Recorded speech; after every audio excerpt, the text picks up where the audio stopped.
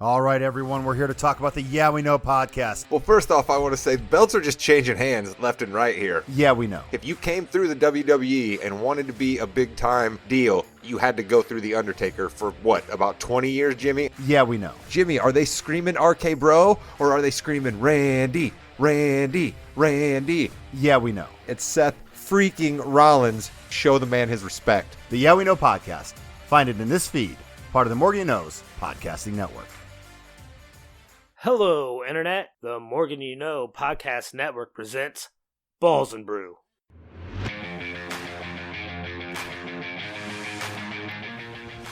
Welcome back to another episode of the flagship sports podcast here on the Morgan You Know Podcasting Network. And I suppose it's not just another episode. This is episode 100. So we will take the chance to pat ourselves on. Actually, no, we're probably not going to do much about episode 100. We're going to do what we normally do here. We're going to talk about football. We're going to talk a little bit of basketball. And I'm going to do it with my three amigos that have joined me on the lion's share of these Balls and Brew episodes. Let's first go to the producer of this podcast. This is the third 100th episode that he has produced here on the network. His name is Jimmy Jamriska, and I couldn't be more thankful for him. Jimmy, hello. And I remember each and every one of your ums, uhs, and before those 100 episodes. Hello, Rod. 100 episodes. Can't believe it. This is awesome. I'd like to think that those have gotten a little bit fewer as we get closer to the 300, 400 episode mark than they were at the beginning. But yes, there's still a few mistakes for me because as it says in, I believe, my Twitter bio or maybe somewhere on the website, I'm just a semi-professional broadcaster, not necessarily a true professional. Someone who is definitely not a true professional, but we love having him on the show anyway. He's joining us from North Carolina. He's been around the block. He's our guy, the old man, Chris. Chris King, hello. Not a professional, just experienced. There we go. I like that. And the man who gives us the gravitas, the credibility, the football knowledge, frankly, 75% of the spine of this show throughout the year is our guy, the football handicapper. He had a record this year that we were quite proud of. Almost 65%, right, Mr. Williams? Almost 65% this year picking games. It's Josh Williams. You're giving me an extra 5%, but I'll take it. It was about 60%, but against the spread, picking on late Thursday nights, I'll take it. That's a tough market to beat right there. So yeah, glad to be around for 100 episodes, man. It's been fun. That's making money. That's right. You're definitely making money with 60% winning clip. Shoot, last year when he just barely cracked over Mount 500, you were still basically making money off of him. This year, you were actually maybe able to put some money down on a boat or a jet ski or something fun with the money Williams was making for you this year. Let's be serious about that.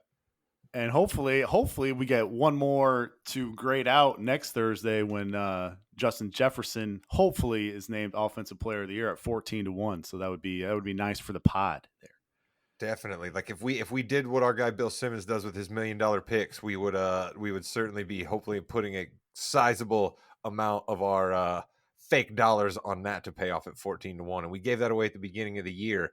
Does anybody have down what else we gave away at the beginning of the year? I know that was a discussion at one point that maybe we would go over what we did say at the beginning. I wonder if either Chris or Jimmy has that handy. Gentlemen, I'm not seeing too much out of either of you here in our monitors. Well, let me tell you, I know that I gave out the Cardinals winning their division, the Raiders winning their division, and of course, the Rams repeating as Super Bowl champions. That's Enjoy your boat that you lost because of me. Thank you. Yeah. That's true, Jimmy. I do remember the Rams one. That was one that I absolutely remembered. And Chris, I know that you had a couple of takes you certainly aren't proud of, just as I did and just as Mr. Williams did. Oh, yeah. I had some horrible takes at the beginning of the year. Thought the Broncos were legit. Thought they were going to win their division. Thought the Colts were going to win their division. And I even thought the Carolina Panthers were going to win their division. It's pretty obvious. What, though? Those Panthers hung on for it for quite a while, right? They still had an outside shot even at the end of the year there. That was the one you were closest on, probably. That was the one I was closest on, and it was not because the Panthers were that good. All right, Mr. Williams, let me ask you this question here, all right? I kind of want to pat myself on the back because we all know that, frankly, I like to take every chance I can to do that. I gave the Eagles out in our preseason episode, but then I really didn't talk about them much throughout the year. So, like, do I still get credit for that take, or do I actually lose credit because I didn't even want to support my own take? No, I feel like you get credit. You had Eagles and Ravens in the Super Bowl. And honestly, man, if the Ravens don't have a ton of injuries and Lamar doesn't go down, you have a legit shot at catching both those. But yeah, I think you do. It's just like just like how I like to take credit for saying how I put down a bet for the Eagles to win most regular season games, but I came out the Colts on That's the right. pod. But then I did some more research before we, after we potted that and before the season started, or maybe week one. And I was like, man, looking at Philly's schedule, I kind of like the Eagles here to win the most regular season games. But so, yeah, I still feel like you got credit. Jimmy, I did want to come to you and say that you should raise yourself up a little bit, because how much credit are we giving you for the Jacksonville Jaguars train? Did you actually start that? Did we joint start that? How's that work? I think it's 50-50 because we were both on the Jaguars. We were both really early. Week one, you and I were on the Jaguars. You really like Jalen Hurts week one. I do want to say we were on the Hackett is not good train very early in week two. We had already talked about Hackett not being good. So kudos to us there. Of course, I also had Carson Wentz. Remember him? He used to be an NFL quarterback. He was my face in week two. And I have a quote down for myself. I need to put him in now because he's not going to have any other chances. So that's Oh, not nice. See, bad. there you go. You were right again on that. That's partial credit there. And honestly, let's be real. You were basically just pick Carson Wentz to just troll me. That's really all that was just to get a rise out of me. Much the way that I got a rise out of my guy Chris all year long with rooting for the Colts to lose. Chris, would you say that is your most indelible football memory from this year's pod schedule? Is just always getting into it with me about the Colts should or shouldn't lose? Yeah, you may not know this, Rob, but it's pushed our friendship back a little bit. Hey, Rod, let's talk real quick. How about Williams? One of Williams' best picks all year was that Colts plus 5.5 in week 3. Williams, excellent work there over the Chiefs. Excellent work, buddy. Well, if you think about it too, like the Colts should have beat the Eagles this year. What, they were up 16 to Yes. nothing in the third quarter. Like, this is what I'm No. And telling the you, man. Like, Vikings. and the No. Vikings too. They weren't supposed to win either of those games. Jeff Saturday did exactly what he's supposed to. And that's Okay. why he's Script, going to it's be what your it said. Indianapolis Colts coach, Right. head coach next year.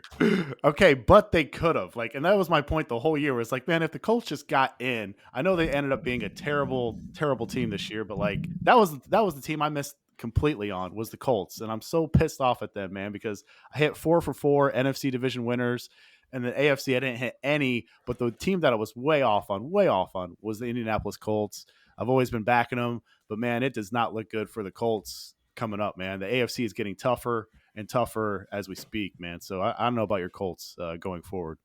Well, if we want to talk about the Colts we're doing a Colts side turn, but this is just how it works with me, right? If you want to talk about the Colts as a successful franchise, it was when we had 18, one of the best quarterbacks in all of the NFL, certainly one of the best quarterbacks in the AFC. As you just spoke to there, Mr. Williams, the Colts are already going to be coming in how many down by the time we even get a quarterback that's going to be even, entrenched in a system with the same coordinator and coach for 2 years in a row, which means you had a bit of sustained success. So, I mean, the Colts are probably 3 years away from having a quarterback that can even challenge trying to be top 5 in the AFC. And that's asking a lot, because there's 5 really good quarterbacks in the AFC right now. So in a quarterback league, the Colts absolutely have no quarterback. They've been spinning the carousel for years at quarterback. I don't want all of this smoke that Jimmy keeps talking about that he wants from the Colts for the Bears' #1 pick. I mean, Yeah. I will gladly take you, the Notre Dame graduate who plays on the Colts offensive line. I will go down to Indianapolis, pick him up, take him to Chicago for you. But all of the rest of the booty that you want from Mr. Jim Irsay for that #1 pick, I don't want any part of that Colts smoke, Jim. So Williams, you're the guy who watches a ton of college football, and we all do. But you've got a lot of stake in it. Who would you want to be the Colts quarterback? Oh man. Putting on I your love spot. it. I'm I love it when sorry. we stump Williams. I love it when we Yeah. stump Williams. When he looks down, he's like, "This one isn't on my notes." I love it when we do that. Williams has his notes I mean, out. as This a- is not on there. As a Bears fan, I want the Bears to trade down with Indianapolis, because I want the Colts pick next year, man, because everybody in that conference is getting better, man. Like Vic Fangio's going to the Dolphins as a DC. Yeah, They're getting big, better. big. D'Amico Ryans goes to Houston. They instantly Competent. upgrade. Yeah, they're an actual competent organization now. Doug Peterson's second year in Jacksonville. They're Pretty good. Yeah, they have the easiest schedule in that division already for going into next year, and everybody if Rodgers comes over and plays for the Jets or the Raiders, like that conference is getting tougher and tougher. Like I want the Colts pick next year, man, just in case it See, doesn't happen out with Okay, Fields. but But you still haven't answered the yeah. question. So do you I've want heard that the Colts love Will Levis from you Kentucky. go ahead and pick Will Levis. You go right ahead and do that. Yeah, I don't. He's As got someone who wants their pick, yeah. he's got a cannon for an arm, but I don't trust anybody that puts mayonnaise in Kentucky, their coffee. So I mean, I don't know. Kentucky. Kentucky's putting out blue chip quarterbacks all of a sudden. What happened here, Chris? Alabama, Ohio State, Kentucky. What doesn't belong? Chris, what's going on here? What's going on here, Chris? What do you want the Colts to do here? Do you want the Colts to give up all the stuff that Jimmy and Williams want them to give up to get that number 1 pick? What do you want? No, I don't want them to give up the number 1 pick or that number 4 pick. I don't want them to trade up. I don't want them to take a quarterback in this draft. There's no good Whoa! quarterbacks in this draft. There's no What do good you want them to do quarterbacks. then? What do you want Oh, them to Aaron do then? Rodgers. I want them to go out and get Derek Carr, Jimmy Garoppolo, or Aaron Rodgers. Oh, Why Derek you put Carr's Get it Derek done. Carr at the beginning of that? Listen. We are now a gambling organization. We are taking risk everywhere. We are going to put all our chips in. Let's go for big. Let's go for Aaron Rodgers. Can't get him, Derek Carr. Then maybe Jimmy G. Listen, Jim Irsay, I believe, is now sober, right? So he can't go off and do ayahuasca with Aaron Rodgers and get him to come to the Colts. Like I'm fairly He's certain still as crazy as ever. He hired Jeff Saturday. Saturday's going to be our full-time head coach now. I mean, it's obvious that's what's going to happen. We're Saturday a gambling or team. maybe Adam Vinatieri. You know what I mean? Maybe we're gonna call it some other Colts, some other former Colts. I don't know. You know what I mean? Who knows what Irsay's going to do? I don't care. I worry more about what goes on the field than I worry more about the head coach, because it's not like we're going to turn around and make the playoffs next year anyway. So I just want to make sure the Colts are amassing talent. The quarterback, the coach will end up figuring itself out in a year or two. You got to just keep making sure you get talent on the team. We're doing it. I can't believe we've done this many minutes on the Colts, but you know what? It is episode 100. It's probably apropos. Williams, what do you got? They still have another interview left with Eagles offensive coordinator Shane Steichen, and so there's some hope that maybe they'll hire him instead of Saturday, because like you cannot hire Saturday after what he did last year. You can't do it. And I know he's like buddies with Irsay, but like it can't happen, Gonna man. do it. They're can't gonna happen. do it. It's going to happen. Look out. All right. Speaking of the Colts gonna hire Jeff Saturday, let's take a minute or two here to touch on the people who did get hired for new head coaching jobs. We have Sean Payton. He's back. He apparently doesn't have a problem with Denver Broncos ownership if they offer him a bunch more money. So now he's going to coach the Denver Broncos. D'Amico Ryans, who apparently the Broncos were falling all over themselves to try to hire him, but he wants to go to Houston. I don't know. I mean, I know he played there, but he wants to go to Houston. God bless him. And the Carolina Panthers, they hired some coach, didn't they, Jimmy? Some coach who has previous head coaching experience in the AFC South, right? Is that who Carolina hired? Yeah, they hired someone who has a lot of experience without having a quarterback on his team. So, congratulations, Carolina. Yes, Frank Reich is who I'm hinting at. I know. I wanted to make you say it. I know you were, but I was trying not to have to say his name ever again. And then, is there another hire that's happened, or are those the only 3 solid hires that we have so far? The Cardinals and the Colts are still waiting. All right, Chris, your thoughts on? San Diego hired Kellen Moore for some reason. Yeah, that's true. He was out of a job. He was out of a job for like 8 minutes. Right? So weird. Yeah. I don't get it. I was happy when he got fired, and then I was so confused when San Diego hired him. And then you also were confused when it was confirmed by Jerry Jones that Mike McCarthy will be calling offensive plays next year. Is it Mike McCarthy, a head coach that couldn't call a timeout because he couldn't see the scoreboard or something like that? Yeah, he's going to be calling plays for you, bud. It's going to be nice. Do you have any thoughts on the coaching hires that were made this week? I mean, it's evident that money talks, and the Waltons have the most money, so why shouldn't they get Sean Payton?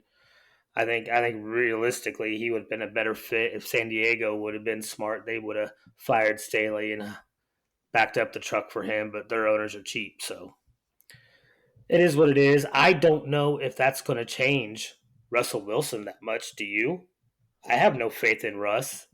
I can't figure Russ is going to be as bad next year as he was last year, and certainly not with Peyton there. Mr. Williams, you've always had some serious Russ thoughts, and I know you were looking to where Sean Payton might land again. What did you think when you heard that news? I think it's huge news for Denver, man. You gotta remember the 3 previous coaches for Denver, Vance Joseph, Vic Fangio, which Vic Fangio is an awesome defensive corner, but he was a terrible head coach, and then Nathaniel Hackett. And so 11 times last year, Denver scored 16 points or fewer. I mean, that has got to go up with Sean Payton at the helm.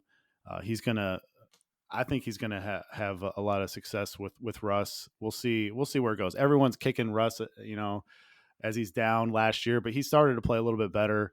But that I don't think we can understate how bad Nathaniel Hackett was with that offense last year, and getting Sean Payton as a huge, huge upgrade. I already think Denver's going to make the playoffs next year with Sean Payton. Wow, Jimmy, I'll buy Russell Wilson stock right now. Am I crazy for buying Russell Wilson stock right now? No, because he's got to be better. I mean, at least he's going to have a coach that really does. And we don't know what Hackett did, but we're going to have a coach that has seen all the plays. And he even, if you look back at some interviews with Sean Payton, he said, "Hey, if I was the coach of Denver, this is what I would do. Bam, bam, bam, bam, bam, bam, bam. See what he's most comfortable in, how he does it. He's going to be better. So, yeah, I would buy stock right now on him because he will be better next year." It's not going to get any cheaper if you want to buy stock in them. That's for sure. That's still Very a true. tough conference. That's still a tough conference. Seattle made it be known that they're no slouch, even though they fell off towards the end of the year. And then San Diego, still regular season tough out, and of course Kansas City. So it's not like it's going to be a cakewalk into the playoffs. There's some tough teams in front of them. Mr. Williams, what do you think about D'Amico Ryans, right? Going to try to save the Texans. He got himself a 6-year deal. So I mean, I guess if they're willing to actually give him some time there, what do you think about him going to Houston? Yeah, he instantly reestablishes their culture there. He's a really good locker room guy. The defensive guys that have played with him and played under him all love him, and so I think Houston finally got the right guy, and hopefully he can get to a decent quarterback in the draft and get going because Houston's been pretty terrible for a while. They certainly have.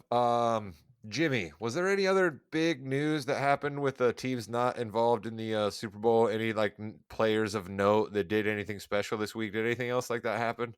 That would be it. That's it, man. It was a pretty slow week, except for one guy who was on a beach, apparently a few days before it came out. Yeah, Tom Brady has retired again. I hope the year was worth it, Tom. That's all I have to say. I hope it was worth it. I think this is going to be it, though, for him for real this time. He had some opportunities. San Francisco looked pretty nice. That was a pretty cool opportunity there. But yeah, he's done, and now the Bucks are looking for a new quarterback too. So a lot of quarterback carousels going on. Yeah, it's a little bittersweet for me with Tom Brady, right? The guy did basically nothing but kick my teeth in. Not my teeth. I've never actually been on the Indianapolis Colts, but we all know what I'm talking about here. He did basically that his entire career. I don't remember ever being as excited as I was the year the Colts finally vanquished them and went to the Super Bowl and won the Super Bowl. You know what I mean? Like, that's the kind of stuff that you watch sports for. That's why you're a fan of a team. That's why I've decided to have a sports podcast that continue to talk about sports all these days, is to try to get that feeling back again. So if it wasn't for Tom Brady being the villain, would I have appreciated the Colts victory as much? I don't think so. My appreciation for professional wrestling now makes me realize you've got to have a villain on the other side to have something pay off and feel extraordinary. And then you got to have respect for the guy, right? 6 Super Bowl rings, all the records, basically did it right. I mean, we had this mishmash with his with the first baby mama into Giselle, and now he's getting divorced there. You know what I mean? But other than that, the guy's been fine. He's somebody that the NFL could hang their hat on for over 20 years. One of the best quarterbacks to ever do it. Seven rings, excuse me. Sorry, Tom. See, he's not my favorite. All right. I don't have all the Tom Brady stats just in the back recesses of my mind. If we were talking about 18 here, I might be tearing up. You know what I mean? If we had done this podcast a few years ago when 18 hung it up, I might have been tearing up. But Tom Brady, you're not getting any tears out of me, but you're getting respect. Mr. Williams, I'll pass it to you because I bet you got some cool Brady stats. Yeah, I got some Super Bowl Brady stats. He holds the record for most passing yards in the Super Bowl with 505. He also holds the second most at 466. The one with 505, he lost that Super Bowl to Philly. They did not punt at all, and he lost. So that's kind of crazy. He also holds the 2 highest spots for total completions with 43 and 37. He also holds the record for attempts in a Super Bowl with 62 versus Atlanta. And then overall in the regular season, when he was a dog, man, this is a number that Mike Tomlin would drool over. Brady 51-13 against the spread in his career as a dog. That is awesome. I love the Tomlin shout out. Love the Tomlin shout out. It's crazy. So yeah, that's a Tom Brady. That's some Tom Brady stats there. Chris, you're quite similar to me, right? Not only has Tom Brady now, beat your Cowboys a little bit in the NFC these last couple of years, but he spent a lot of time beating on your Colts. What are your Tom Brady thoughts as he walks away? Yeah, I'll never root for him to succeed really in anything because he's my villain, right? Jesus. I'm just saying. Listen, Hope he hates his life. I have all the respect in the world, and he is a great, probably one of the greatest of all time quarterbacks. I still won't ever rank him ahead of Peyton because of my Peyton bias. But you can't take it away. I mean, most all-time passing yards, passing touchdown, playoff wins, playoff passing touchdowns, and playoff passing yards. I mean, it's just insane the amount of records the guy holds. You can't take those away from him. The dude's a legend. He most certainly is. We'll see what he ends up being like on television because I think Greg Olson is actually just rounding into quite good form. And so he's supposed to just get supplanted by Tom Brady, who I don't think is going to be all that great. But perhaps we can tackle that in the offseason. Let's go back and talk a little bit about Conference Championship Sunday, and then we'll get into some Super Bowl tidbits. Jimmy, the biggest takeaway from Conference Championship weekend, and by that I mean the thing that you'll remember most about either of these two games. What do you think it is? It's what could have been for the Niners. It sucks when you have your quarterback get hurt on the first or second play of the game, and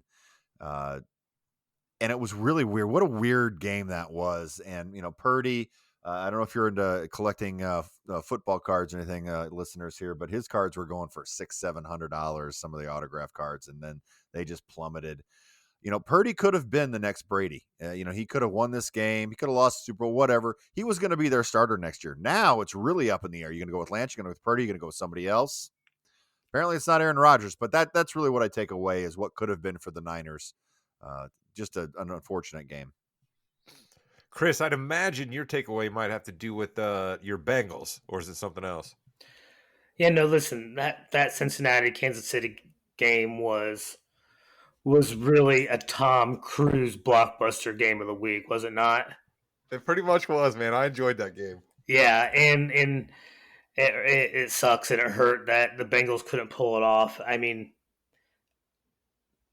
it was tough to watch that fourth quarter as a Bengals fan because just so close, just getting so close and not getting over that hump, or something crazy happens and pushes you back. I mean, it was a crazy emotional roller coaster as a fan of either of those teams. And just if you're a Kansas City fan, you got to love it. And it is a great rivalry to move forward. Two young quarterbacks, two great teams, two great offenses, two good defenses. I mean, it had everything that you wanted. Mr. Williams, how about you? What's your biggest takeaway from the two conference championship games?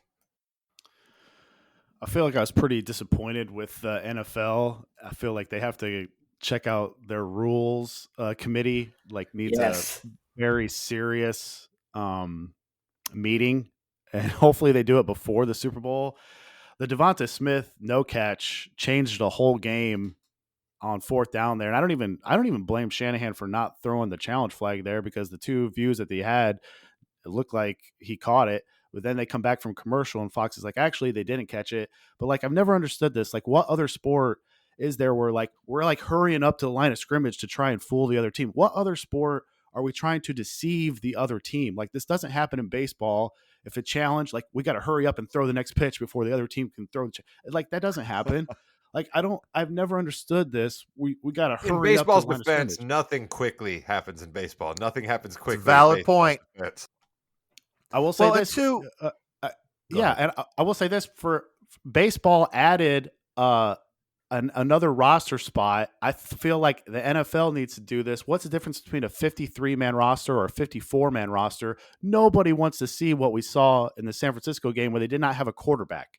So I feel like baseball did it. It made no difference. We did not. There's no difference between 25-man roster and 26-man roster. So why not go from 53 to 54 and have a third quarterback on that roster for San Francisco? All right, let Like, me ask you this, Mr. Williams. You're a sports fan. You're familiar with the emergency backup goalie rule from the National Hockey League, right? Who would you have wanted the San Francisco 49ers to just pull out of the crowd and step in there at quarterback for him? Yeah, and this man, I was like kind of disappointed in Shanahan. I know he's like in a no-win situation there, but like Juwan Jennings is like he's like a 5-star recruit, I think, or maybe He was the 4-star third recruit. overall. Yes, he was the third highest rated Yeah. quarterback coming out. Yeah, he was a top 5 dual threat quarterback too. So I would have loved like something there. But then even if they don't feel comfortable with him, just line up in Wildcat with McCaffrey and have Debo right next to him, man. Like that is lethal. That scares other teams, man. Like Debo and CMC running some options, running some misdirection. I mean, I would have done that before like 4 minutes to go in the fourth quarter. Like I didn't know what they were doing. Of course you would, because you're a stone cold handicapper who thinks about things logically. Chris, let me go to you for fun, because this is episode 100, all right? And you're an old guy. He goes to the crowd. He sees Steve Young sitting there. He sees Joe Montana sitting there. He sees Jeff Garcia sitting there, all right? 3 quarterbacks of certain varying levels in the NFL, but also different ages right now. Who are you pulling out of the crowd to play quarterback for you, those 3? Listen, Rod, I'm not picking out of those 3. Listen, this is a new age. This is the age of the internet, social media. You need to break the web. You need to cause waves. If you're the San Francisco 49ers, you look up in that crowd, there's only one person I'm looking for, and that's Colin Kaepernick. I'm bringing Colin Kaepernick back out of the crowd, back into the 49er uniform to bring them back to glory and take them to the Super Bowl. Oh my God, Jimmy, Triple H couldn't even write that. I was going to say Triple H couldn't even write that, Jimmy. I didn't even think of Kaepernick. That would have been something. Oh, it would have been amazing. Or Drew Brees coming out of the stands, out of Radio Row, throwing it. But I think Kaepernick would have broken everything in the internet. Hey, one more thing about this NFL replay. This eye in the sky, who kind of sometimes works, not all the time. And then the Bengals challenge a call, but the eye in the sky's like, no. Take your challenge back. You're fine. You can have that later. It's what the hell? Yeah, I agree with Williams. There needs to be a big meeting about everything. Apparently the eye in the sky is a bit like the Supreme Court. They don't have to agree to take the case, right? Hey, this one we're going to make a big deal on this one, but this other one we're going to leave that one to the side. You guys fight over that. We're not we couldn't be bothered to possibly have some sort of ruling on that. Perhaps that's the NFL eye in the sky is all about. Mr. Williams, you got ref stats. I mean, come on. You do these ref studying all year long. Can you submit a dissertation to the league and solve all these problems for them? What do you got? Man, I mean, like, how weird was that first quarter in that game? Like, they could have played that game, the Philly-San Fran game, 100 times, and you're not getting that outcome. Like, you might get the outcome of Philly winning, but, like, everything in that game was so weird. Like, I don't know, those 2 injuries. Warner gets hurt right off the bat. Bosa gets hurt on a gunner, like, taking a guy out on the sidelines. He's, like, not even playing and he gets taken out. And then the punt that hits the wire, Fox has like 1 million cameras in the stadium and you can't get an angle where they can see that the punt hit the wire. Is super bizarre, man. The Devontae Smith no catch. I mean, all the crazy penalties for you mentioned that twice. Did you have some sort of prop with Devonta Smith? Like, what's going on? You've mentioned that twice now, Mr. Williams. I feel like that one really burned up the personal bank account of the handicapper or something. It was a huge play, man. Like Philly's strategy is always to receive the ball, go down, score a touchdown, and then let the defense cook. I mean, if they don't score that touchdown right off the bat, San Francisco gets the ball like midfield. It totally changes the game. I mean, Philly still probably wins because Purdy obviously gets hurt, but man, that was just a Niners crazy. thing. It's just a Niners thing. It's still your love for Shanahan. It's your love for the Niners, and it's also that you usually have a pretty sizable monetary investment in the Niners as well at the beginning of the year. I know, so that's what it is. I should have figured that. All right, I know though that you told me Kansas City, who a lot of people are riding high on, should be a little bit worried. Why is that? Yeah, that's getting more into ref stats here. Carl Cheffers is the head ref of the Super Bowl. And if we had some officiating concerns last week, I mean, we're going to have it during the Super Bowl because nobody likes to throw the flags more than Cheffers. He was the head ref for the Kansas City Tampa Bay Super Bowl a few years ago. He flagged Kansas City for 120 penalty yards on 11 penalties in that Super Bowl. And this year alone, check this out, he's done 2 Chiefs games, 2. Jeffers has accounted for 20% of KC's penalty yardage this season. In week 15 versus Houston, he flagged them 10 times for 102 yards. The Chiefs fans are not happy that Carl Jeffers is doing the Super Bowl. This guy really likes to work his arm out and pull his flag out of his pocket. Good Lord, this dude thinks we're all coming to watch him in the Super Bowl and not Rihanna in the commercials, right? That's what I'm going to be watching for is Rihanna in the commercials. This guy thinks people are going to be watching for his penalty flags. Jimmy, your So early take the thoughts on take the Super Bowl over on game. penalties then, right? Take the over on penalties. Okay, sorry, Rod. Let's go. No, it's good. I was coming to you anyway, Jimmy. What are your thoughts on this matchup? Eagles riding high, Chiefs back again. What do we think? That Chiefs defense is really, really, the defensive line is really good. And Lane Johnson doesn't have a groin. And I think Do you need coming one out of of those? that, Are those important? you do, yeah, to move. You do, yes. To coming out of that Bengals game, I think that's what really hit me, where that defensive line just, and again, Bengals offensive line, different than Eagles, no question, but that defensive line was just amazing. And Mahomes is superhuman. So hey, Eagles fans rejoice. I think the Chiefs are winning this one. Chris, how about you? High ankle sprain be damned, right? Patrick Mahomes looked pretty darn good in that AFC Championship game when he had to be. Listen, there's one thing that Mahomes did in that game, and he proved that he is better than 20 of the other quarterbacks in the NFL with one leg, let alone two. The guy was phenomenal in that game, making the plays when he had to make them. It he showed why he's still technically a step above Burrow right now. Like Burrow played his guts out too, but Mahomes was on a little bit different level that game. I don't think. Listen, and another thing I did not know is I said the hype on Jalen Hurts was overrated at the beginning of the year. I was definitely wrong on that. But Oh, he's don't worry. We're going to get to plenty of things you don't know, my friend. I'm going to talk about a nice segment. We can put the spotlight right on you with that one, my friend. oh, so it's going to be a very exciting game. But I do think the Chiefs pull it out. I think Mahomes has the more magical moments than what Jalen Hurts does. It's phenomenal what Hurts has been able to do and the Eagles has been able to do this year. It's a great story with the Kelsey brothers in the Super Bowl, but let's go Chiefs. It's only a great story if they heel out and like one turns on the other. Like that's only a great story if they just start cutting promos on one another at Radio Row. You know what I mean? Like that's only when it's a good story. Mr. Williams, let me ask you this as a handicapper about the Super Bowl matchup. I think you might like this question. Are the Eagles the better overall talented roster, but the Chiefs just have the best quarterback, and that might make all the difference? Is that fair from a handicapping standpoint? Yeah, I believe it is. I think the Eagles have the best team. I think the Chiefs have the best player on the planet. And this makes for a very intriguing handicap. The line opened Kansas City minus 2.5. And in 14 minutes late on Sunday night, it had already moved 5 points to Philly minus 2.5. Wow. And now it's sitting at about 1.5 or 1 right now for Philly. So we'll see. I have cases to be made for both teams. 21 of the first 24 5-figure bets, though, have come in on Philly. Strength of schedule this year, Eagles only 31. There's only been 3 teams that have had a strength of schedule in the 30s and even went to the Super Bowl. That was the 99 Rams, they won. The 05 Seahawks, they lost. And the 16 Pats, miraculous comeback win versus Atlanta. The case for KC since 2004 in the Super Bowl, when there is a difference of at least 10 spots in the strength of schedule rankings, the team that played the tougher schedule is 10-2 straight up. The case for Philly, the regular season MVPs, how they fared in the playoffs. 17, Brady lost the Super Bowl. 16, Ryan lost the Super Bowl. 15, Cam lost the Super Bowl. 13, Peyton lost the Super Bowl. 9, Peyton lost the Super Bowl. 7, Brady lost the Super Bowl. 05, Sean Alexander lost the Super Bowl. 02, Wow, shout out Sean Alexander. I haven't thought about that dude in years.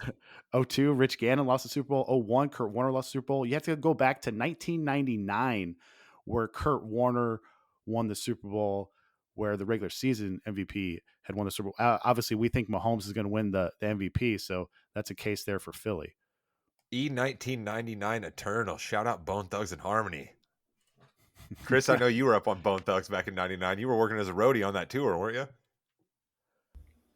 No, I was the roadie manager on that tour. I'd moved on Oh, by then.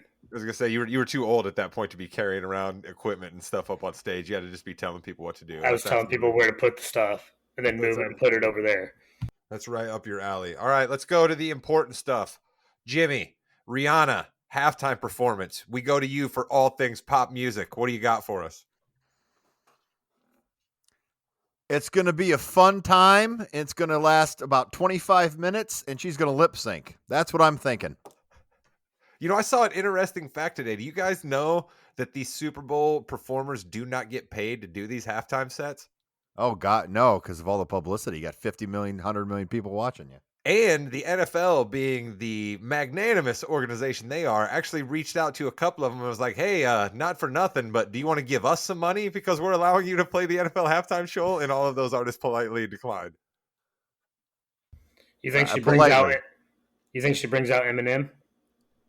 Yeah, that's definitely one of the more recognizable songs to the casuals out there. That one certainly would, right? How many of her early stuff does she go all the way back to? Because those are all the ones that everybody knows from the casuals like myself. But I have an interesting Tom Petty stat for you here, right? You guys are all throwing stats out here. Tom Petty played the Super Bowl halftime show, Super Bowl 42, right? That was the Patriots' undefeated season, Giants, helmet catch, great Super Bowl. But Tom Petty's greatest hits album skyrocketed 196% the week after he played the Super Bowl halftime show. All right. So maybe they don't get paid by the NFL, but whatever kind of money is still available in music certainly comes to these people when they play the halftime performances. So I'm looking forward to Rihanna. I'm looking forward to the game. It should be rather good. Mr. Williams, I know you said you had a bunch of stuff. Do you got anything left in the chamber you want to empty out here before we maybe move on to some fun stuff about our 100th episode and then basketball? Yeah, I've got some stats here about rookie running quarterback or rookie running backs that carry at least 10 times in the game. We know Isaiah Pacheco is the rookie running back. Can he get 10 carries? That's something that Andy Reid kind of goes away from, especially if he's down in games. Those teams that had a rookie running back carry at least 10 times since 2000, those teams are 5-0 straight up and 5-0 against the spread. Some of these names, man, you will not remember. Sony Michel back in 18, maybe you remember him, but Bernard Pierce in 2012 for the Ravens, James Starks in 2010 for Green Bay, your boy Joseph Adai back in 2006, and then probably the best guy of this bunch, Jamal Lewis in 2000. He not only had 10 carries, he had 27 carries. I mean, that was a different game back That then. guy had But 2,000 yards one year, right? That's the Jamal Lewis I'm thinking of. The guy had 2,000 yards one year, didn't he? yep. So A different NFL, man. It was. Can Pacheco have 10 carries this game? We'll see. Pacheco. I like that guy's name, right? Like you show me a picture of that dude, and then and you ask me to guess his name. No way am I guessing Isaiah Pacheco. All right. We got a hard out here for Mr. Jamriska. I'm dilly-dallying a little bit. Mr. King has cooked up something quite special for us in honor of our 100th episode. These are 3 things that he absolutely does not know, and we're going to close out our football portion with Mr. King honoring us with these. Yeah. So I already touched on one of them. I did not know Jalen Hurts. I said he was overrated. It was really early, like maybe week 4 or 5. I was saying this on our pod. The guy absolutely delivered all season long. He went 14-1 as a starter in the games he started. I mean, just unbelievable. Only had 8 turnovers to what was his total touchdown? 35 total touchdowns to 8 turnovers, 4,300 total yards, 101 quarterback rating. I mean, the guy's legit. I really do hope for his sake that he continues to be successful. I do not want the Eagles to win. I will not root for them, but I do hope he succeeds. And you do not like green eggs and ham. Right? Another thing I was completely wrong about, and this is horrible to me because I've been pulling for this team the longest on the pod. That's the Bengals offensive line. I was poo-pooing them early this year because they just looked bad. But boy, did they just turn that around for the second half of the season and just essentially become one of the better units in the league and really helped Cincinnati make that run to the AFC Championship game. I mean, if it wasn't for injuries to that offensive line, it may have been a different game in Kansas City. And the last thing is, I really No, no, did no, not. no. This isn't the last thing you don't know. This is one of the ones that we're just going to highlight. Come on, there's many more things you don't know. That is true. I wanted to highlight my horrible division picks at the beginning of the year. Nice. There are 8 divisions. I picked 3 of them correctly, and I had some doozies like Carolina, Yeah, you did. But again, I give you half credit for that. Denver. I mean, it was just some horrible, horrible, horrible picks. I didn't even have the Chiefs making the playoffs before the season started, guys. It Ooh, was that's that bad. ridiculous. Yeah. That's definitely a bad one. If they make it all the way to the Super Bowl and you don't even think they make the playoffs, that's like you get like a lot of negative points for that. Right. So, well, as I said, this is our episode 100, and because of that, our football handicapper has cooked up some cool NBA stats for us. It's time to celebrate. Josh Williams is about to talk a little bit of pro basketball. Players that get paid to actually play basketball, not get paid under the table or paid to just endorse a brand, paid to actually play basketball. Josh Williams is going to speak on it on Balls and Brew. This is monumental. What's up, boys? So we had to go betting wise here. Let's start with best teams against the spread. You guys have any guesses on the best team? The best team against the spread, I would have to guess the Celtics, considering they have the best record. That'd be my guess. Kings. The Nuggets. Our right. team. Our team.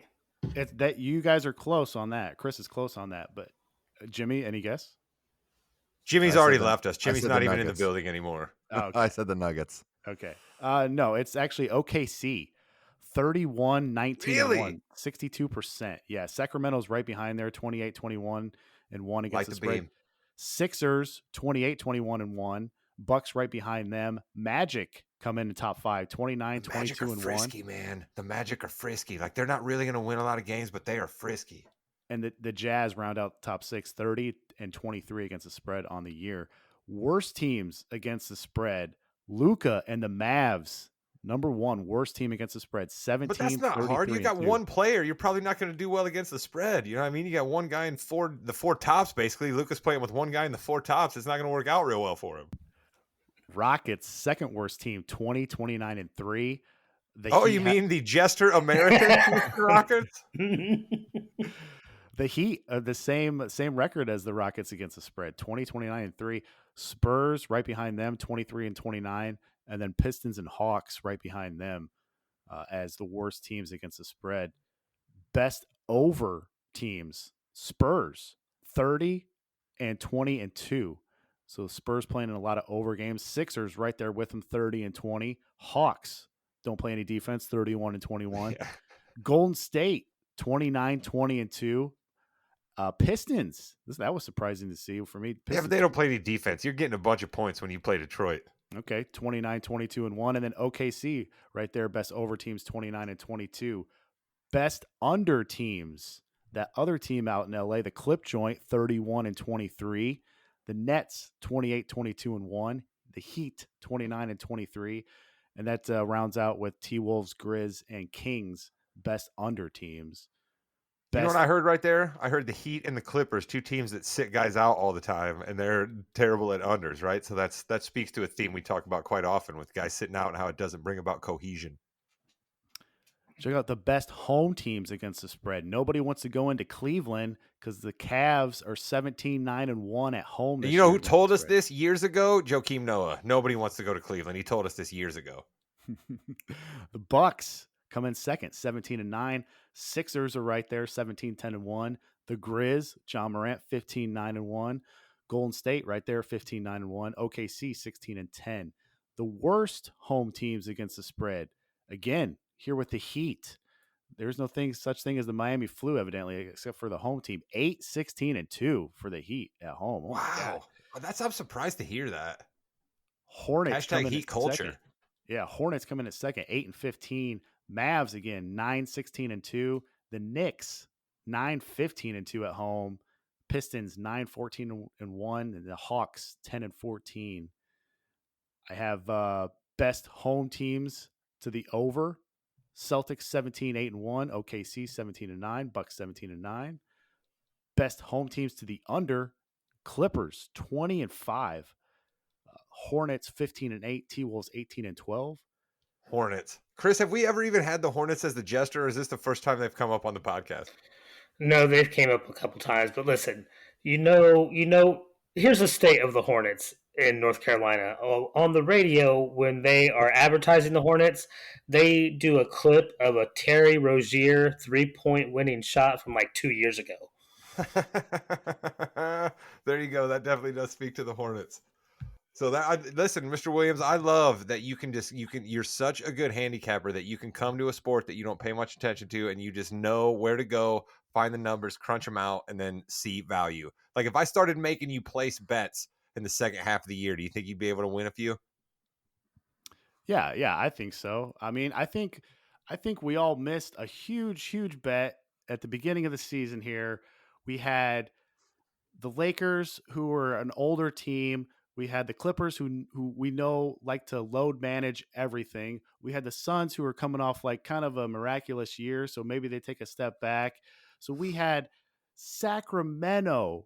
We liked the young guys on that team, the Yeah. Murrays, the Fox, the Sabonis. We had them, and can you believe not to win the conference? Can you believe to win that division? The Sacramento Kings were 400-1. Yep, We they were missed plus out money. on it. We missed out on it.